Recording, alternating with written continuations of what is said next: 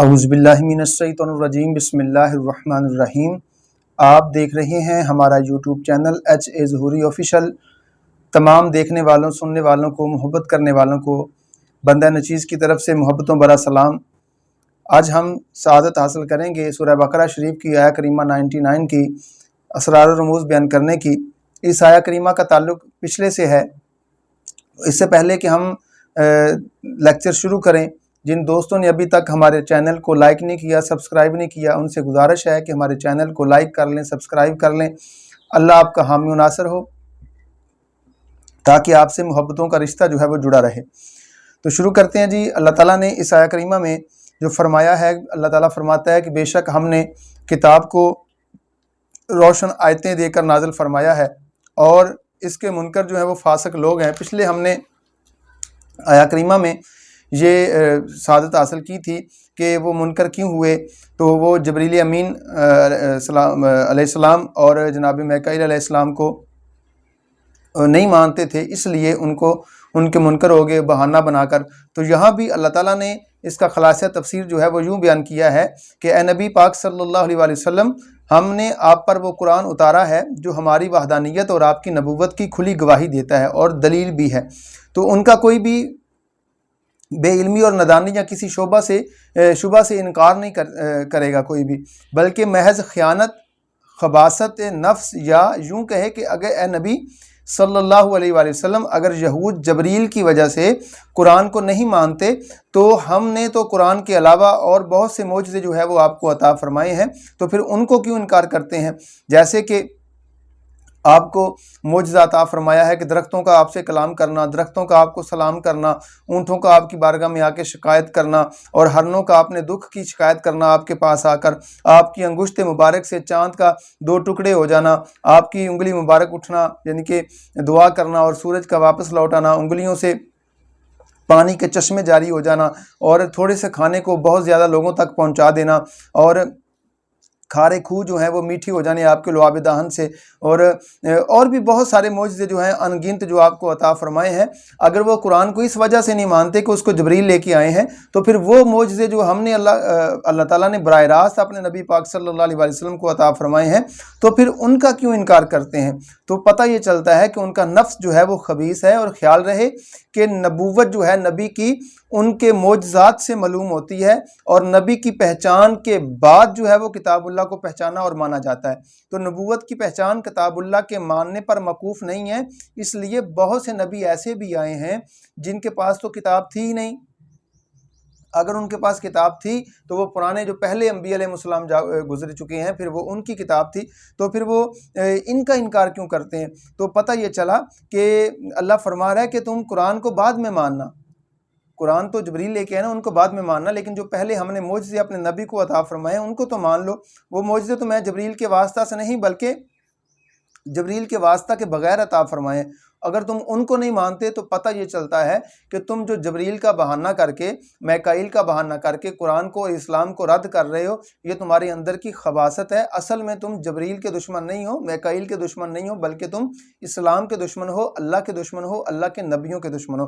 تو یہاں پہ صوفیہ کرام نے جو تفسیر بیان فرمائی ہے صوفیانہ اسرار و رموز، وہ اس طرح ہے کہ قرآن اور کفار کی جو مثال ہے وہ ایسی ہے جیسی کہ اندھیری کوٹھری میں ایک خوبصورت انسان بیٹھا ہو اور ایک بدصورت انسان بیٹھا ہو، جس کی شکل اچھی نہ ہو، رنگ بھی کالا ہو، تو وہ لوگ موجود ہوں، اور بدصورت انسان جو ہے وہ اپنے حسن کی تعریف کرتا رہے، اور وہ سمجھتا رہے کہ میں خوبصورت ہوں اور مجھ سے بڑھ کر کوئی خوبصورت نہیں ہے، اور جو میں چاہوں اپنی زور زبان سے جو ہے وہ ان کو منوا لوں۔ تو جب وہاں پہ اچانک کوئی شمع لے کر آ جائے اور وہ تیز زبان جو ہے بدصورت جو ہے پھر اس کو پھونکے مارنا شروع کر دے اور اس میں عیب نکالنا شروع کر دے، اس کی وجہ یہ نہیں ہے کہ شمع میں نقص ہے، شمع بری ہے، بلکہ اصل وجہ یہ ہے کہ اس کے اپنے اندر عیب ہے، اس کے اپنا عیب کھلنے کا اندیشہ اس کو ظاہر ہو رہا ہے۔ اسی طرح سعید اور شکی جو ہوتا ہے، اس کی روحیں جو ہے دنیا میں اللہ نے جمع فرمائی تھی، مگر شکی جو ہے اپنی تیز زبانی سے اپنی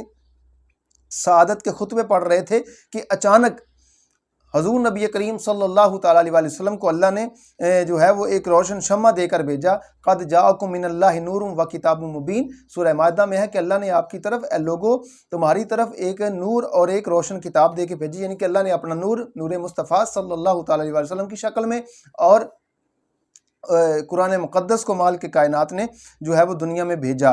تو جس کی روشنی میں ہر چیز جو ہے وہ صاف نظر آنا شروع ہو گئی. تو کفار نے اپنے کفر و فسق کو چھپانے کے لیے اس میں سادہ قسم کے عیب نکالنے شروع کر دیے. کبھی قرآن کو ایک قصہ کہانی کہا، کبھی سرکار کو جادوگر کہا، تو کبھی جبریل امین کو جو ہے وہ اس کے دشمن ہو گئے. تو اصل میں قصور شمع کا نہیں تھا، قصور نور کا نہیں تھا، قصور اس ہدایت کا نہیں تھا، قصور ان کا اپنا تھا. تو پتہ چلا اس شمع کو بجھانے کے لیے انہوں نے کئی کوششیں کی. تو اللہ تعالیٰ نے یہاں پہ جو فرمانا چاہا تھا وہ یہ تھا کہ تم جبریل کے دشمن نہیں ہو. ٹھیک ہے جی. تو اس شمع کو کون بجا سکتا ہے جس کی حفاظت جو ہے اور رب العالمین خود کرے.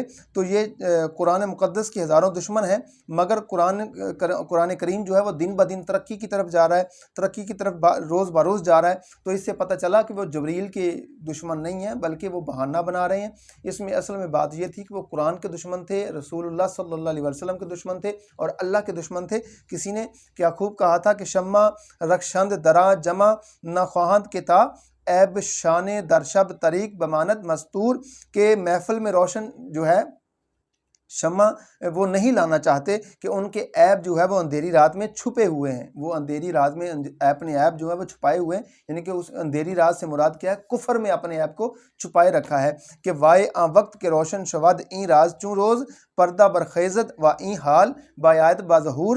کہ ہائے وہ وقت کہ جب یہ راز ان کی طرح روز روشن کی طرح ان کے اوپر واضح ہو جائے گا اور ان کا پردہ اٹھ جائے گا اور وہ حال سے ان کا حال جو ہے وہ ظاہر ہو جائے گا. تو پتہ یہ چلا کہ وہ بہانہ جو بنا رہے ہیں کہ جبریل امین ہمارے دشمن ہیں، ہم قرآن کو اس لیے نہیں مانتے کہ وہ لے کے آئیں. تو اللہ فرما رہا ہے کہ جو ہم نے معجزے اپنے نبیوں کو عطا فرمائے ہیں وہ جبریل کے واسطہ کے بغیر عطا فرمائے ہیں. تو اگر تم سچے ہو تو پھر نبیوں کو تو مانو، معجزات کو تو مانو اگر تم اپنے قول میں سچے ہو. لیکن وہ اپنے قول میں سچے نہیں تھے، جبریل کا بہانہ تھا. تو آج یہ آیہ کریمہ دونوں کل والی اور آج والی ان کا جو ہے وہ تعلق جو ہے وہ آپس میں کمپلیٹ ہو گیا. تو اللہ کی بارگاہ میں دعا کرتے ہیں تو اللہ ہمیں عمل کی توفیق عطا فرمائے. بلکہ یہاں پہ ایک ایسی مثال بھی ہے کہ جیسے چمگادڑ جو ہے اس کی آنکھ چاہتی ہے کہ آفتاب نہ نکلے، مگر آفتاب نے تو نکلنا ہی نکلنا ہوتا ہے. وہ لاکھ جو ہے وہ ہیلے بہانے کر لے. تو اس سے معلوم یہ ہوا ہے کہ وہ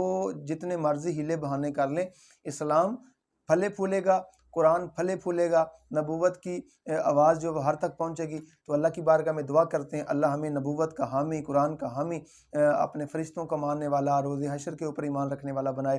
مزید ہماری ویڈیوز دیکھنے کے لیے ہمارے چینل کو لائک کریں، سبسکرائب کر لیں. اللہ آپ کا حامی و ناصر ہو. اللہ حافظ.